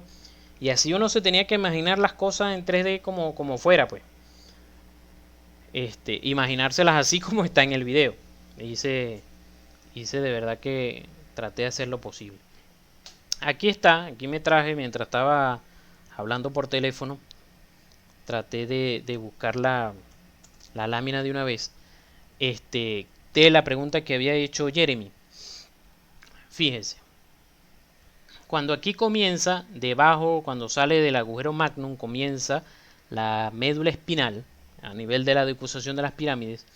Entonces empieza a lanzar sus eh, nervios raquídeos. Entonces, entre C1 y la base del cráneo sale C1. Entre C1 y C2 sale C2. Ajá. Pero si usted quiere decir que está saliendo el nervio por encima de su vértebra, sale el nervio por encima de su vértebra, sale el nervio C1 por encima de C1. Pero si ustedes ven para acá para abajo, aquí está el nervio T9, sale por debajo de la vértebra T9. ¿Por qué hay ese cambio? Bueno, porque aquí entre C7, entre C6 y C7 sale C7 como sabemos. Pero entre C7 y T1 lo lógico es que saliera T1. No. Pero vino alguien y le colocó C8. Entonces ahora, de ahora en adelante, el nervio sale por debajo de su vértebra. Entonces, te lo pueden preguntar de varias maneras. ¿Por qué existen 7 vértebras cervicales y 8 nervios raquídeos? Entonces tu respuesta es porque el primer nervio raquídeo sale entre el cráneo y C1. Entonces, el último nervio raquídeo cervical no fue C7, sino que agregaron C8. Otra respuesta sería que los cervicales son anteriores. No. Recuerda que, o sea, eso no tiene que ver porque, claro, todos estos nervios son el nervio raquídeo completo. Después esto se divide en ramo anterior y ramo posterior. El ramo anterior de C1 va a ayudar a formar el plexo cervical. El ramo posterior de C1 se va a venir para acá, para los músculos. ¿Se acuerdan el triangulito? ¿Se acuerdan que los músculos del cuello están divididos en 4 planos y en el plano más profundo, ¿se acuerdan que hay un triangulito ahí? Por ese triangulito sale un nervio que se llama nervio de Arnold, que les decía que tiene que ver con Arnold Schwarzenegger, que me acordaba era de Arnold Schwarzenegger porque me gustan las películas de acción. Entonces, ese nervio de Arnold es C1. Entonces, es el ramo posterior de C1. Aquí está saliendo C1. Ramo posterior se va para el cuello. Ramo anterior pasa a formar plexo cervical. C2 ayuda a formar plexo cervical ramo anterior y su ramo posterior se va para los músculos posteriores. Y así sucesivamente. Todos estos van a tener ramo anterior, ramo posterior. Ramo posterior se va para los músculos posteriores de la columna. Ramo anterior van a ayudar a formar plexo cervical, braquial, y aquí no hay plexo porque están atravesadas las costillas, entonces no dejan unirse a estos nervios. Ya después abajo sí, lumbar y sacro se vuelven a unir para formar plexo. Aquí sí hablamos de los nervios cervicales, los ramos anteriores. Por eso se me conoce Paredes era que había preguntado. Entonces cuando nosotros vamos a construir los plexos braquiales, entonces estos sí son los ramos anteriores de C5, C6, C7, C8 y D1. Ramos anteriores. Aquí viene, esto es, si ustedes cortan esto aquí y ustedes lo ven microscópicamente, eso es puro axón del núcleo que está en el asta anterior de la médula espinal. ¿Qué núcleo dentro del asta anterior? Serían los núcleos laterales, porque como esto va para las extremidades, se acuerdan que la columna lateral tiene que ver con las extremidades. Entonces vienen esas neuronas por aquí, y van a ir formando, se van a ir uniendo a darles dolores de cabeza a los que tengan Morfo 2. Aquí también aproveché de mover los dermatomas, estos son los dermatomas, pero yo agarré y lo capturé del Netter, que el Netter de la quinta edición que tengo, puedo sacar los dibujos sin leyenda, pero el que está... ¿Qué pasó, Betancourt? Ah, porque dije de los de Morfo 2, sí. Este, el, se me olvidó que tenía que obviamente capturar a lo que tuviera leyenda aquí para que ustedes más o menos vieran. Es decir, que cuando ustedes ven los dermatomas estos, perdón, que si aquí, por ejemplo, a nivel de las tetillas, yo me acuerdo que esto es C4, perdón, D4. D4, D3, D2, D1. ¿Qué significa esto? Bueno, que esta zona está inervada, recibe sensación, C1 por ejemplo, D1, recibe sensación, neuronas sensitivas llevan la sensación a la neurona, al segmento medular C1. Ah, pues no sé por qué estoy confundido con D1. Llevan la información a D1 y de D1 eso sube al cerebro. ¿Y eso por qué me importa? ¿Eso por qué me importa? Porque, señoras y señores, le puede llegar un paciente con una sección medular, un accidente de tránsito y tuvo una sección medular, o se zambulló, como les contaba en estos días de una novela que leí. Bueno, no es novela porque es de la vida real. Que se zambulló, hizo una hiperextensión del cuello y camboya. Se fracturó la columna y se seccionó la médula completa. Entonces, ¿a qué nivel vas a saber? Ah, bueno, para eso existe, profe, para eso existe la resonancia. Sí, para eso existe la resonancia, pero primero estamos en Venezuela y entonces no tenemos siempre resonancia. La resonancia está entre 300 y 350 dólares. Y segundo, para eso eres médico. Para saber, conocer, poder diagnosticar el paciente en lo más posible sin imágenes, sin estar haciendo exámenes. Entonces usted agarra un algodoncito y toca aquí. No siento, doctor. La broma. Vamos a tocar aquí en la tetilla. ¿Siente o no siente? Obviamente con los ojitos cerrados. Sí siento. Ah, bueno, entonces vamos a subir otra vez. ¿Siente aquí? Sí, siento. Ah, bueno, quiere decir que el segmento medular T3 está bien y el T4 está malo. Quiere decir que la sección medular fue a nivel de T4. A nivel entre T3 y T4. Entonces, tú sencillamente con eso hiciste el diagnóstico.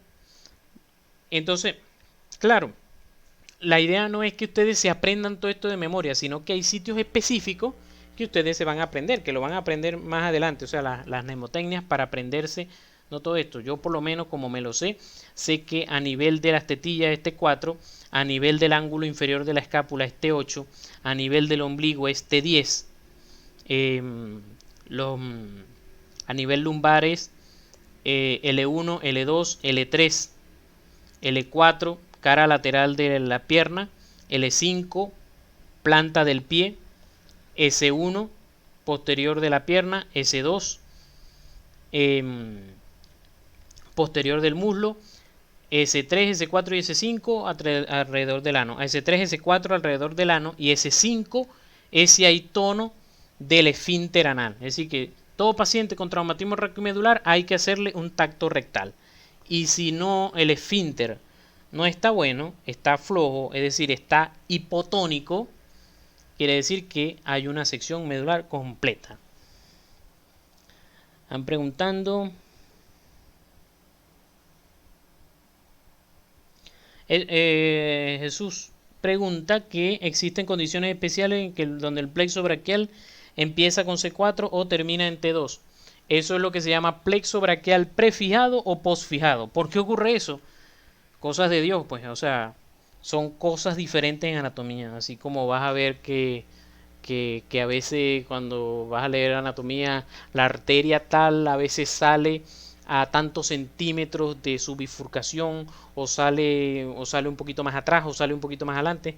Esos son variantes anatómicas. Por eso no todos los cuerpos son iguales, y por eso es que hay que estudiar, y por eso no, en medicina 2 más 2 no es 4.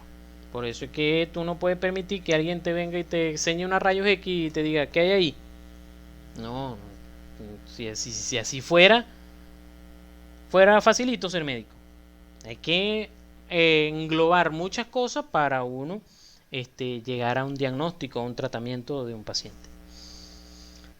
Aquí quería, a pesar de que no estamos viendo columna como tal, pero buscando ayer varias fotos para dar la clase de hoy, porque yo hice pasantía aquí en el ortopédico infantil en el 2015.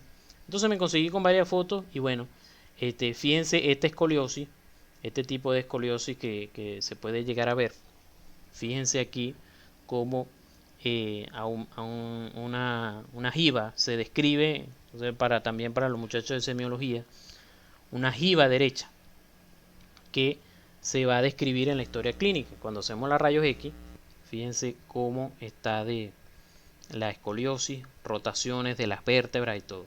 Rotación de las vértebras, fíjense cómo se ve aquí la apófisis espinosa. Esto es una rayos X de frente, pero ¿cómo yo veo la apófisis espinosa? Porque es como que si la vértebra está mirando para allá. Al mirar para allá, entonces miren cómo yo veo la apófisis espinosa. En cambio, fíjense en esta, por ejemplo, en esta vértebra, aquí está la apófisis mirando para atrás completamente. Entonces, fíjense cómo se va rotando. Complicaciones de esto y por la causa, por más que todo, la causa por la que hay que operar a este paciente es que empieza a haber una disminución de su capacidad pulmonar. Fíjense cómo el pulmón izquierdo se va comprimiendo porque está subiendo el hemitórax, el hemidiafragma, se va comprimiendo y tiene entonces menor capacidad pulmonar. Entonces va a llegar un momento en que eso va a darle dificultad respiratoria a la paciente. Este otro paciente lo tomé ayer o anteayer de un Instagram de un cirujano de columna aquí. Un tipo de escoliosis, pero que es por una malformación de la vértebra. Ahí es cuando volviera a decirle a Jesús Hernández, ¿por qué la vértebra está así? ¿Por qué salió así? Bueno, no sé, cosas de Dios, cosas que de ese cuerpo humano que fue así. Entonces esta vértebra se deformó, nació sin una parte de ella, y entonces al no haber una parte de ella, entonces todas crecen encima de ella de una manera deformada. Fíjense cómo, esto es la médula espinal, fíjense cómo la médula espinal queda aquí pegada aquí atrás y después pegada aquí adelante, cómo se comprime. Y obviamente lo más seguro es que esta paciente haya tenido algún tipo de deficiencia tanto sensitiva como motora, o de una de las dos, pues. Esto es una resonancia, esto es una tomografía. ¿Cómo sé que es una resonancia o una tomografía? Eso es clase, ese otro día de clase. Este del libro, creo que el Netter o el Snell.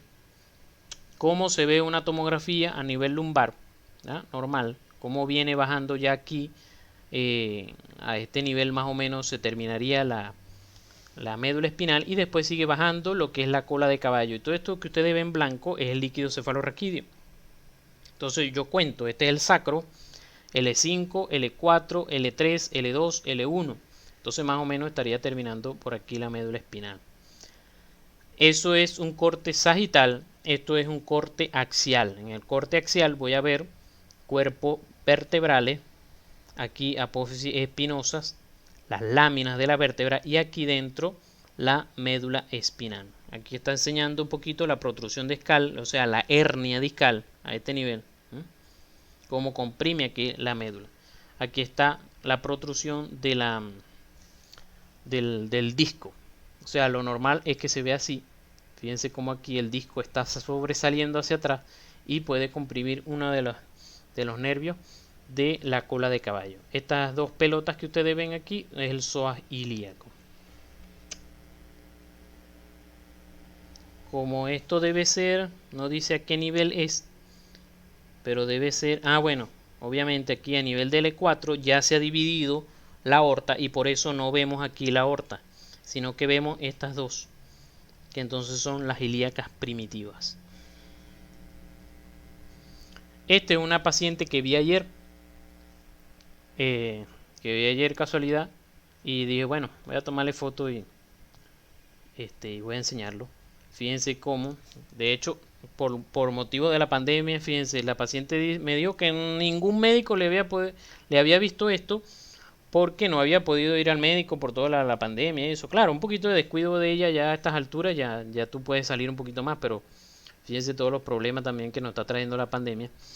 Y aquí está, fíjense, cerebelo. Aquí se ve el tallo encefálico, esto que ustedes ven aquí, la protuberancia, bulbo raquídeo, y entonces a este nivel es que es el agujero magnum, y entonces comienza la médula espinal. Y fíjense cómo a nivel cervical, fíjense cómo normalmente es un disco intervertebral. Fíjense cómo aquí están protruyendo, ¿eh? Claro, lo están rozando, prácticamente no están dándole a la médula espinal, pero de vez en cuando ella siente molestia. Cuando vemos en un corte axial, disculpen que me veo ahí, pero la luz no se apagaba. Entonces, bueno, cuando vemos un corte axial, fíjense, aquí está el cuerpo vertebral y aquí está la médula espinal. Esto que estoy redondeando aquí y esto que se ve blanco hacia afuera es el líquido cefalorraquídeo. Fíjense que lo normal es que el disco sea hasta aquí, pero fíjense que protruye aquí. Está un poquito nada más de líquido cefalorraquídeo que hay de margen entre el cuerpo, el disco intervertebral y la médula espinal. Este es otro de los casos que conseguí cuando estuve buscando las fotos ayer. Fíjense cómo, aquí está tallo, cerebelo y médula espinal, y fíjense cómo estos cuerpos vertebrales están protruyendo un poco hacia atrás. ¿Ve? Aquí también, creo que aquí puse una imagen aumentada. Aquí está, ¿ve? Aquí está prácticamente tocando la médula espinal. Vean cómo se ven los cortes axiales, cómo está la médula espinal.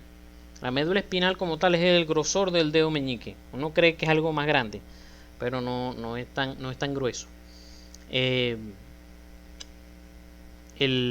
está la médula espinal y alrededor todo esto es el líquido cefalorraquídeo. Quiere decir que todo esto es las meninges.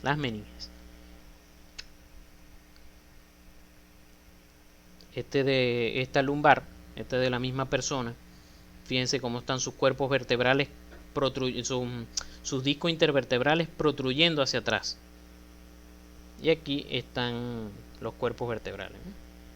Fíjense cómo estos son a nivel superior. Fíjense cómo esto es la aorta, ¿ves? Aorta, y llega un momento en que se divide, que ya va bajando los niveles. Este es una paciente con un síndrome que se llama siringomelia, que se forman unos quistes dentro de la médula espinal. Fíjense cómo se ve como así blanquito, porque el líquido se ve blanco. Entonces esto que se ve blanco dentro de la médula espinal es líquido. Fíjense. Y obviamente estaba comprimido aquí. No me acuerdo los síntomas que tenía esta paciente. Esto es del 2015, cuando yo estaba aquí en el ortopédico. Comprimida la médula espinal. Obviamente, ¿qué va a presentar? Va a presentar parestesia, es decir, hormigueo en los miembros superiores. A lo mejor no tenía fuerza para tomar las cosas, para agarrar las cosas. Fíjense aquí, esto blanquito que ustedes ven aquí, que es el epéndimo.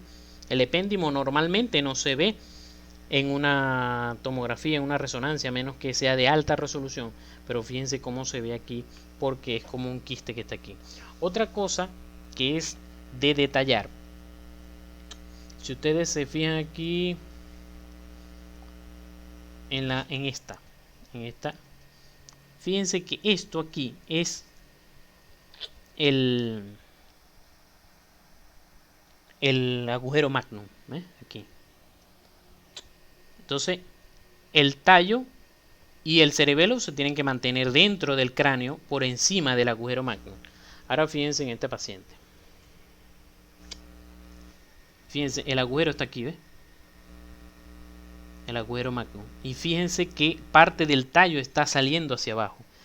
Eso se llama herniación del tallo encefálico. Y eso eso es grave, vamos a decir, porque si el tallo encefálico sigue saliendo, se puede comprimir por el agujero magno, y si se comprimen los centros cardiorrespiratorios, es decir, que inhibe la parte involuntaria de mantener la respiración y mantener los latidos cardíacos. Este es un paciente que sí es uno de los pacientes que nunca olvido en el posgrado, y bueno, eso también lo vi aquí en el ortopédico infantil, porque era un paciente que con su papá, Dios los cuida a ustedes, pero tendría más o menos la edad de ustedes, que creo que como 18, 19 años, y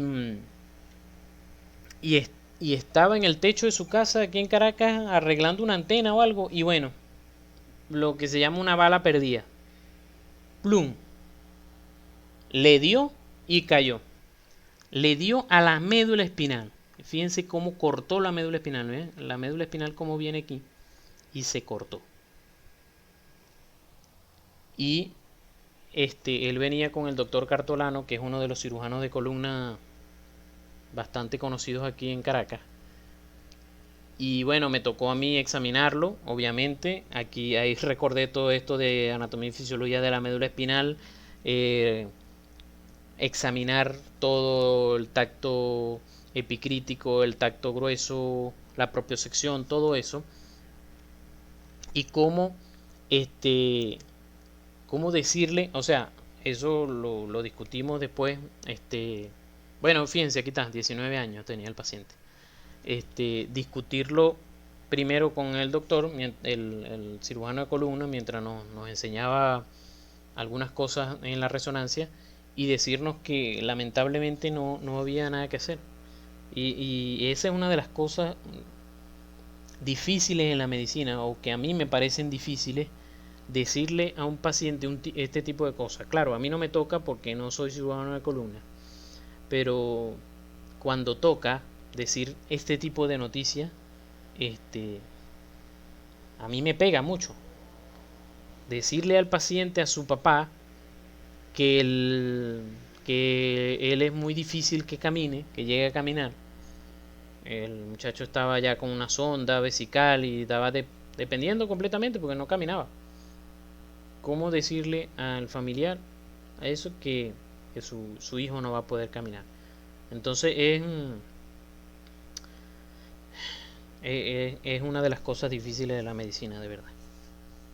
Y espero que siempre mantengan esa sensibilidad, esa humanidad para con el paciente, siempre poniéndose en los zapatos de él, tener empatía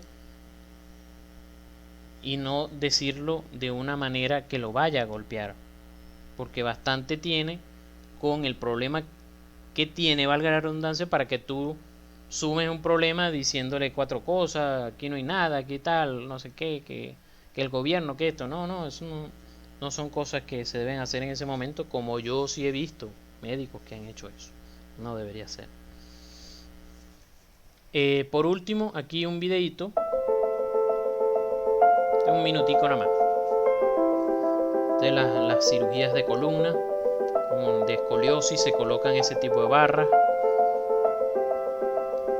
o cuando hay daño de una de las vértebras. Son tipos de cirugía que hace el doctor Matos, que es un neurocirujano. Eso es prótesis de hombro. Ven como la precisión de colocar ese tornillo sin darle al nervio.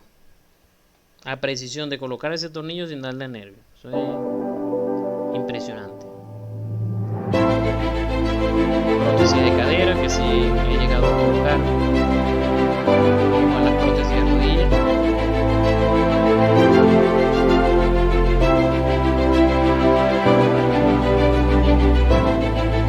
Estoy aquí para sustituir el disco intervertebral.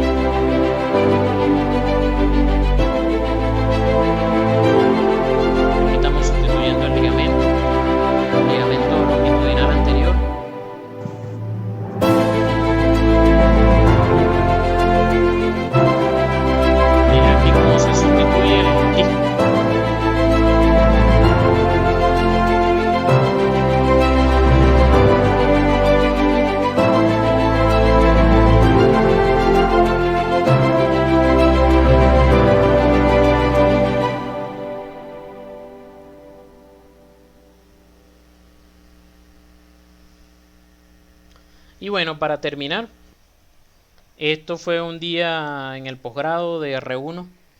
Yo Morfo 3 lo di 2 veces antes de empezar el posgrado en el 2013. Y bueno, por dar esta clase y de repente empezaron a preguntar cosas de columna y el profesor, el doctor Serpa, empezó a preguntar, ay, pero ¿y por dónde van los fascículos? ¿Cómo es que se llaman los fascículos? No sé qué. Y de verdad yo di gracias en ese momento de haber dado clase de médula espinal porque me acordé enseguida. Por detrás viene el gol y burdas, hacia los lados, fascículo espinotalámico lateral, el córtico espinal y tal. Y con eso me defendí ahí. Porque nos mandó a dibujar ahí la médula espinal y bueno, es lo que le quiero decir. Que a veces, muchas veces uno cree cuando está en morfo que no, que eso no me va a servir, que yo lo que quiero es ya ver paciente, que yo quiero, no, eso son bases que tú tienes que tener para tu poder entender las otras. ¿Eh? Y bueno, esta es una foto que vi por ahí en Instagram, cómo sería el sistema nervioso sin los huesos.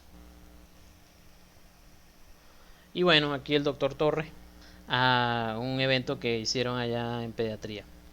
Bueno, ¿tienen alguna pregunta, alguna duda? Es agradable estar con ustedes dándoles clase.